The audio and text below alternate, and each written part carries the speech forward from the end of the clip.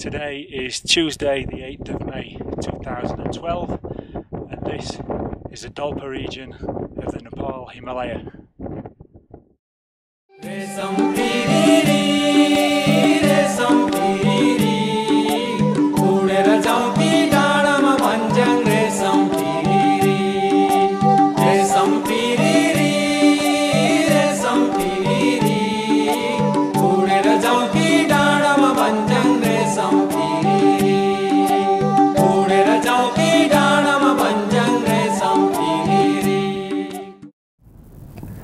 So we're in Nepal for about 4 to 6 weeks, and the main objective is this trek that we're on. Now we're in the Dolpa region and we're going to do a trek called the Dolpa Circuit, and it's about 14 days of walking. Really looking forward to this trek, and as you can already see, the Himalayas are absolutely spectacular. So I'll show you the trek day by day and you can travel on this journey with me. Speak soon.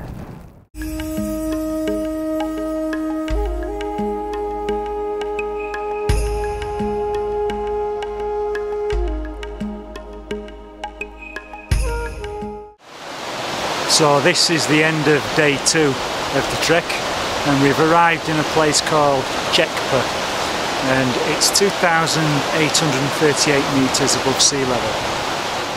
So I'll tell you about day 1. We flew in to a place called Jupal. Now I don't like flying, it terrifies me.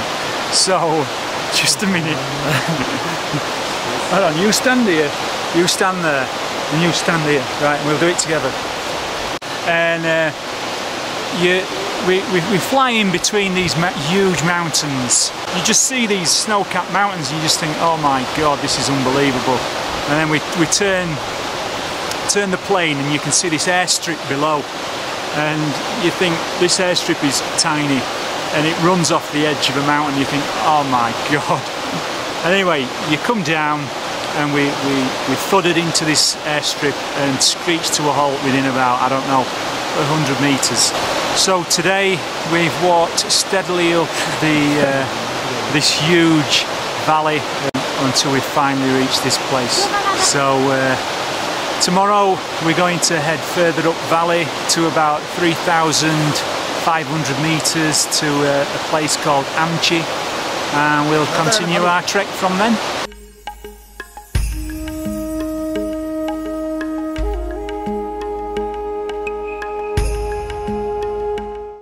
Welcome to the end of day 3 of our trek. We've arrived at a place called Amchi, and we're continuing north up the Phoksundo River, and we've done about 6 hours of walking today, up and down the river, going up, walking high above it, coming back down to the river, crossing sides several times, passing through we've only passed through 2 tiny little villages, and again seen hardly any people. We've seen no other trekkers today, a few locals. It's very, very quiet, very peaceful. So here in this village there's a hospital, and it's a traditional Tibetan medicine hospital. Now the walls are covered with photographs of all the plants and flowers that they use in Tibetan medicine, jars, frozen jars of medicine. Now we're at an altitude here of 3,110 metres above sea level, and we're continuing steadily upwards, and we're heading towards a couple of passes above 5,000 metres, but it's going to take us another 4 or 5 days to reach those passes. Warming up nicely, feeling good, not too tired yet, being well fed, and everything's going really well.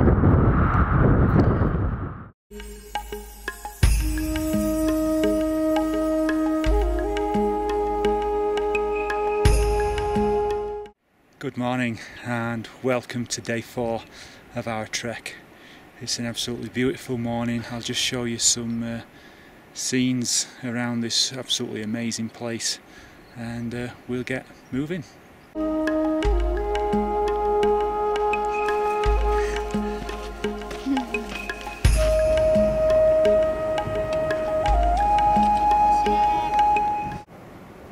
So we've been walking about 2.5 hours now and we're at an altitude of 3,800 metres and we've got our first view of the lake. Now this lake is going to be absolutely spectacular, so I'm looking forward to showing you it. Let's get down there and have a look.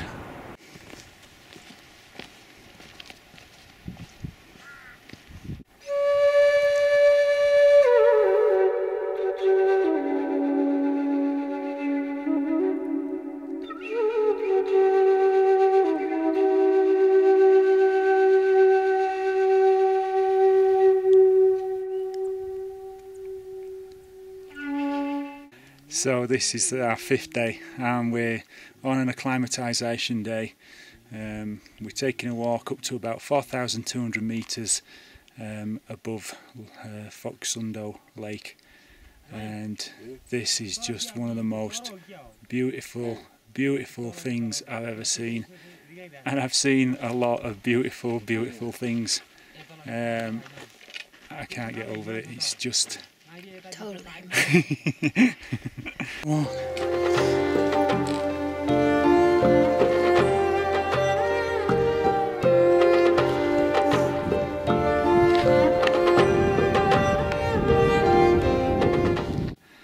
So this is the highest point of today's acclimatisation walk. We're actually at about 4,300 or 4,400 metres above sea level, and we're in the real heart of the Dolpa region now.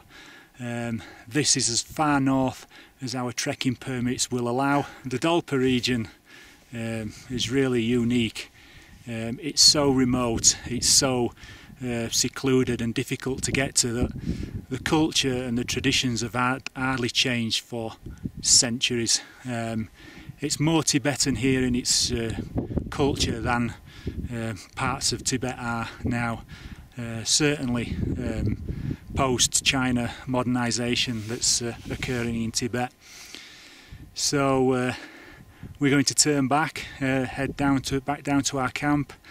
An absolutely incredible walk today, just stunning, and I'll leave you today with more images of Lake Foksundo.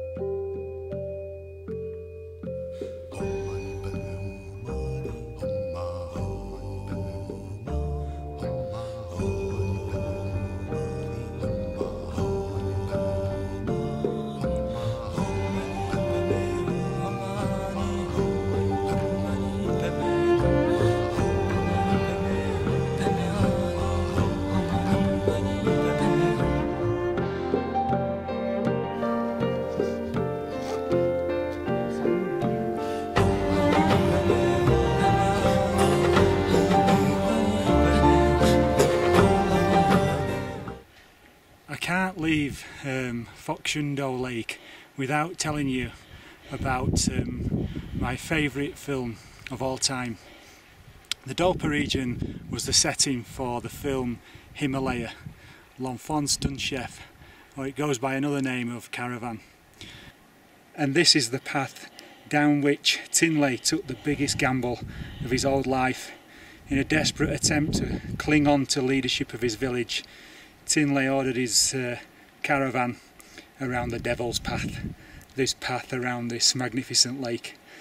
And he brought his men and his yaks down here to find that this path had collapsed. And in a dramatic scene they rebuilt the path and conquered the Devil's Path.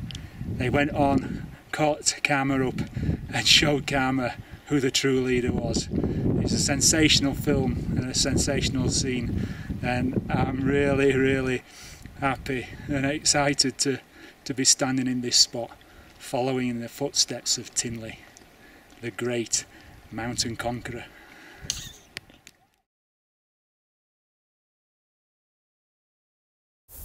Tinley! Tinley! Stop the yaks! Stop the yaks! The path has collapsed!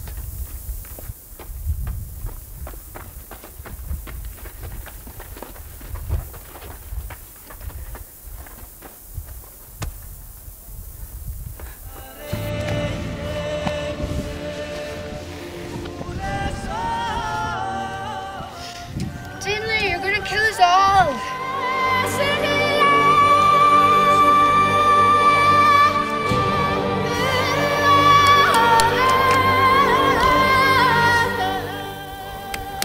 What are you doing? The yaks must go through. We can't turn back now. Pass me that stone. Not that stone. That stone.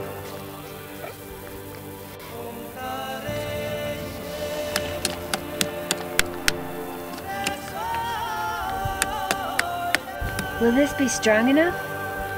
You're asking my opinion?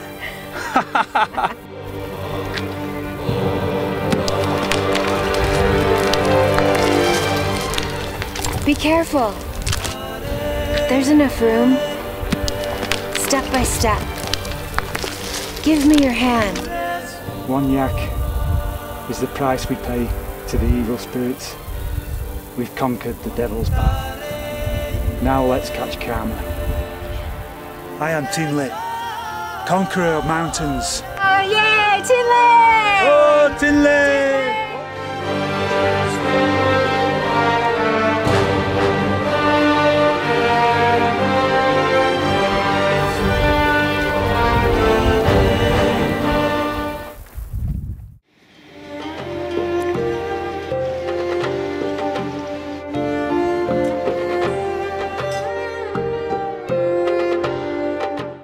Good morning and welcome to day 8 of our trek. Now today's objective is the high camp at 4,700 meters, and it's between those two mountains up there, and that's where we'll be going. Yesterday we left Ringmo and had a fantastic walk to our camp last night on some amazing paths, very high, very exposed, and some incredible views. Tomorrow we should be heading towards the pass, but we do have some problems and difficulties, and I'll explain what they are later. First we'll get to our high camp today.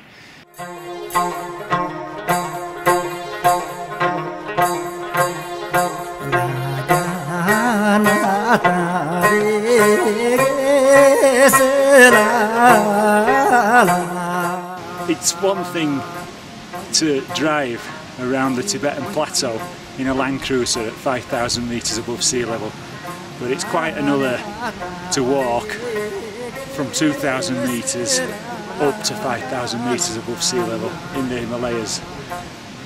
This is quite a tough day, but as you can see, it's also another spectacular day.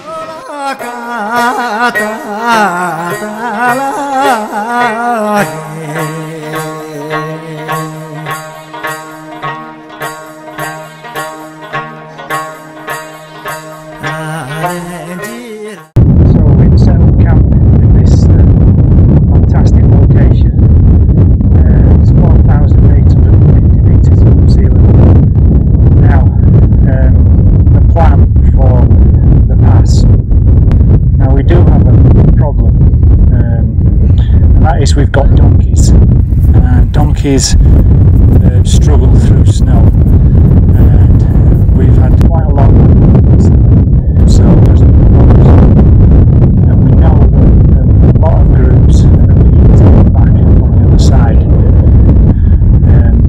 least we know we can make the first pass ourselves and spend the day up there. So wait and see. Forward to a great camp in a spectacular location, and see what it brings.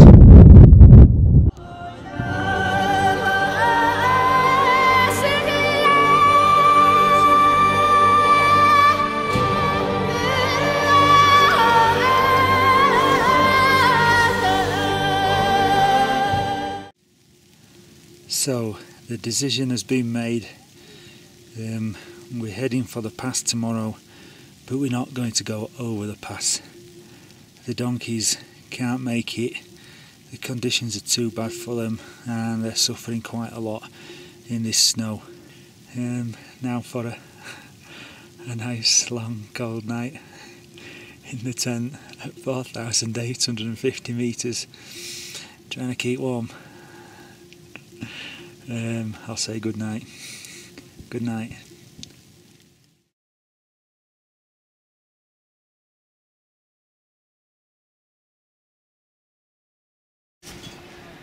Well, I've survived the night. That was a freezing cold night. God, I can't remember a colder night. It was impossible to get warm, wearing all my clothes. It's just freezing. We're setting off early, 7 o'clock. Going to get some breakfast and then set off for this pass. I'm knackered.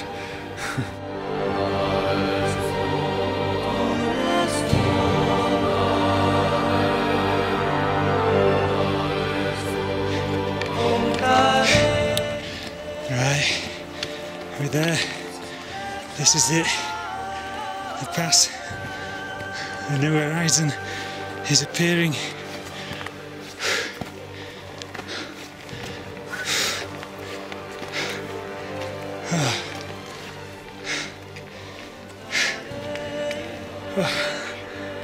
I'm absolutely exhausted and I feel sick.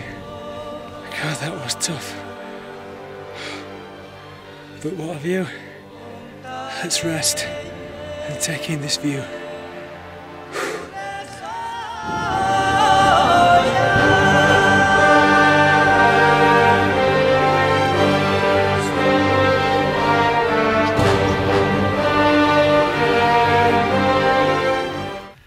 So I've had a rest now, feeling a little bit better, and now enjoying this absolutely amazing view. We're at the Bagalar Pass at 5,167 metres above sea level. Just soak it all in, make the most of it, enjoy every moment of these amazing views, because they're very hard to get. I'm going to enjoy some Kendal mint cake now, sent by my mother from England. Try some of that.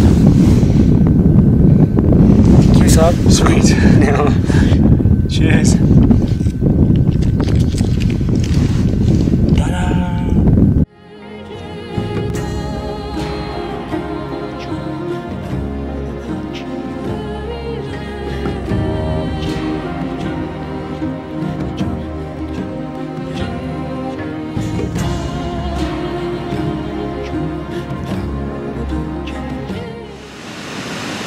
Day 11, I think. Yeah. And it's a good day. There was no rain. We saw pine martens and rats with big ears, and the birds did a really nice show for us today. Really nice air show. What's so special about today? Today is my birthday, and I got a card with the words of so I could participate in a sing-along tonight, and we had some Kendal mint cake. Is that what it's called? Yeah. Kendal mint cake, and it was a big hit, delicious. Yeah, it's a good birthday. Hard to top this one. Now I'm as old as Andy. Good, happy birthday. Happy birthday to you. Happy birthday to you. Happy birthday, dear Michelle. Happy birthday to you.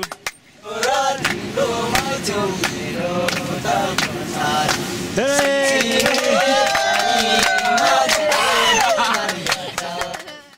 So, good morning and welcome to the 14th day of our trek. I haven't brought you up to date properly with our progress about where we're going. We couldn't make the pass, well, we couldn't cross the pass with the donkeys, so we didn't complete the circuit. We weren't able to complete it. So what we did instead is we came back down the same way, spent a couple of days exploring a side valley and headed down here back to Dunai, and the last day we'll be walking to Jufal, which is about 3 to 4 hours away, and from Jufal tomorrow morning we'll take that scary flight back to Nepalgunj, and then a flight from Nepalgunj to Kathmandu.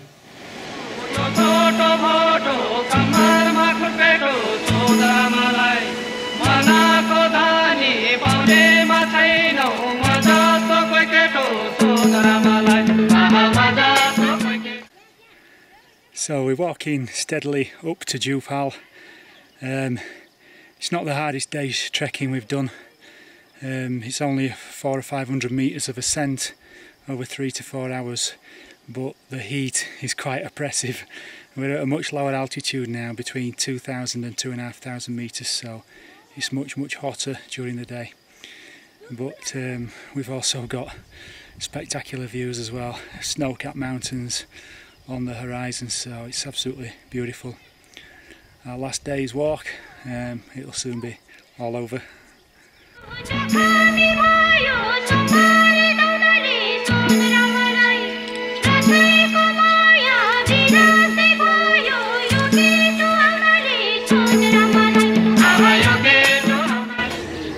That's it, we've arrived. Jufal, final destination. Michelle and I are divvying up the tips for the porters and the guide and the cook, and we're going to have a little ceremony shortly to give them their tips.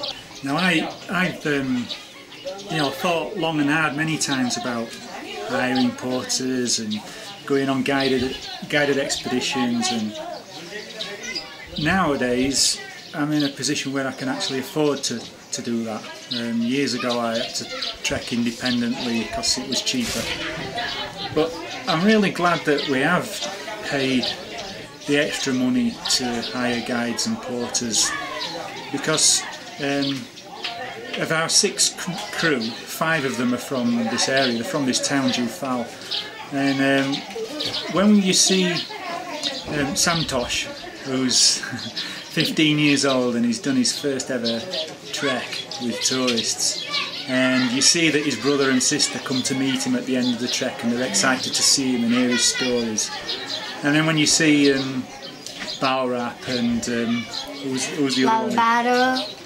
and Shanjum. Yeah, when you see them and their children are here, and their children come out to meet them, and they've been playing with their kids and they're all here, it's really nice. You know, we feel that we've actually, you know, contributed to these people's lives, and we've employed them and given them an income, and it's been a really nice way to end the trek, hasn't it? Yeah. You've all worked amazingly hard, and you've made our trek very, very easy and pleasant, and we're really, really grateful.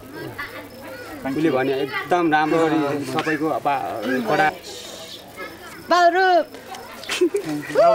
you, Balrup.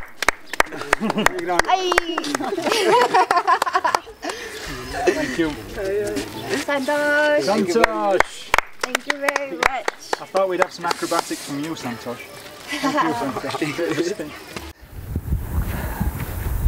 So another great trek comes to an end. We've done 14 days of walking. We didn't complete the circuit. We were foiled by bad weather, too much snow, and the donkeys weren't able to get over the passes, but that's not a problem.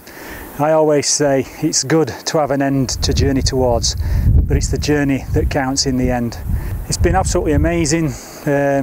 Hardly any other groups and trekkers on the route. The highlights, obviously, Lake Fuxindoh, absolutely amazing. One of the most beautiful things I've ever seen. Camping at 4,800 meters when it was snowing, that was an experience. It was freezing cold, but magnificent surroundings, and reaching that pass, it's just, yeah, it was breathtaking. Really, really beautiful. So from me in the Dolpa region of the Nepal Himalaya, thank you very much for watching, and I'll see you later. Bye.